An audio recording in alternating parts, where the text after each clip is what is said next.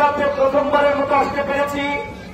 আল্লাহর কাছে কৃতজ্ঞতা, এবং প্রথমবার এসে আপনাদের আপামার জনসাধারণের যে ভালোবাসা, তাদের যে আন্তরিকতা, তাতে আমরা কৃতজ্ঞতা জানাচ্ছি।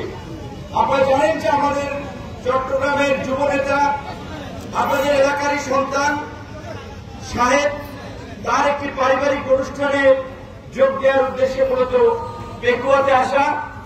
সেখান থেকে এই পেকুয়ার কৃতি সন্তান ফ্যাসিবাদ বিরোধী আন্দোলনের লড়াই সংগ্রামে গণমানুষের প্রেরণা ছিল শহীদ ছাত্রনেতা অসীম আকরাম। এই পেকুয়ার সন্তান আমরা সাহেবের বাড়ির প্রোগ্রাম শেষে আমরা অসীম আকরামের কবর জিয়ারত করেছি। তার বাবা আমাদের সাথে ছিল, কিন্তু আমি ভেবেছিলাম আমার বাড়ির দক্ষিণাঞ্চলে পটুয়াখালী, বরিশাল, আমরাই বোধহয় অনুন্নত পিছিয়ে পড়া অঞ্চল, কিন্তু